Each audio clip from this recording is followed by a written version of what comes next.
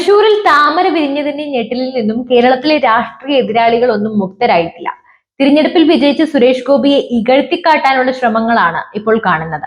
കഴിഞ്ഞ ദിവസങ്ങളിൽ ഉയർന്നു വന്ന രണ്ട് പ്രധാനപ്പെട്ട ആരോപണങ്ങൾ ഇതിന് തെളിവാണ്. വോട്ടർ പട്ടികയിലെ ക്രമക്കേട് എന്ന വാദവും സുരേഷ് ഗോപിയെ കാണാനില്ല എന്ന പരിഹാസവും. ഈ ആരോപണങ്ങൾക്ക് പിന്നിലെ രാഷ്ട്രീയം എന്താണ്? യഥാർത്ഥത്തിൽ സുരേഷ് ഗോപി എവിടെയായിരുന്നു? നമുക്ക് പരിശോധിക്കാം. സുരേഷ് ഗോപിയുടെ വിജയത്തിന് ശേഷം അത് അംഗീകരിക്കാൻ മടിച്ച് ചിലർ ഉയർത്തിയ ആരോപണമായിരുന്നു വോട്ടർ പട്ടികയിലെ ക്രമക്കേട്. സുരേഷ് ഗോപിയും കുടുംബവും വോട്ട് ചേർത്തത് നിയമവിരുദ്ധമായിട്ടാണെന്ന് ചില പ്രതിപക്ഷ നേതാക്കളൊക്കെ വാദിച്ചു. എന്നാൽ ഈ ആരോപണങ്ങൾ എത്രത്തോളം അടിസ്ഥാനരഹിതമാണെന്ന് നമുക്ക് നോക്കാം. ഇന്ത്യയിലെ ഒരു പൗരന് സ്വന്തം ഇഷ്ടപ്രകാരം വോട്ട് ചെയ്യാൻ തിരഞ്ഞെടുക്കുന്ന മണ്ഡലത്തിൽ നിയമപരമായി വോട്ട് ചേർക്കാനുള്ള അവകാശമുണ്ട്. സുരേഷ് ഗോപി തിരുവനന്തപുരത്തെ വോട്ടർ പട്ടികയിൽ നിന്നും പേരൊഴിവാക്കിയ ശേഷമാണ് തൃശൂരിൽ വോട്ട് ചെയ്തത്. ഇത് തികച്ചും നിയമപരമായ ഒരു നടപടിയാണ്.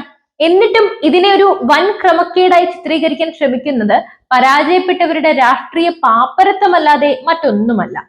സമാനമായ രീതിയിൽ കോൺഗ്രസ് നേതാവ് കെ മുരളീധരൻ വട്ടിയൂർക്കാവിൽ മത്സരിച്ചപ്പോൾ വോട്ട് മാറ്റിയത് ആരും പ്രശ്നമാക്കിയില്ല.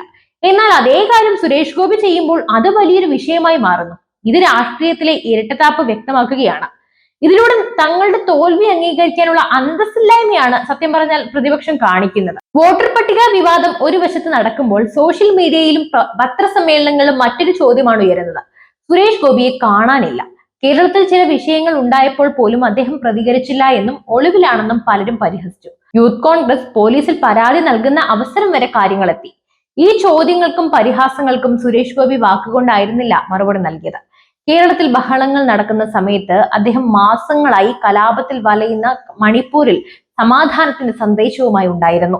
ഒരു കേന്ദ്രമന്ത്രി എന്ന നിലയിൽ തന്റെ ഉത്തരവാദിത്തം നിർവഹിച്ചുകൊണ്ട് സുരക്ഷാ അകമ്പടികൾ കുറച്ച് അദ്ദേഹം സാധാരണക്കാരെ പോലെ ജനങ്ങളിലേക്ക് ഇറങ്ങിച്ചെന്നു. കലാപത്തിന്റെ ഇരകളായി ആശുപത്രിയിൽ കഴിഞ്ഞിരുന്ന കുട്ടികളെ അദ്ദേഹം ആശ്വസിപ്പിച്ചു.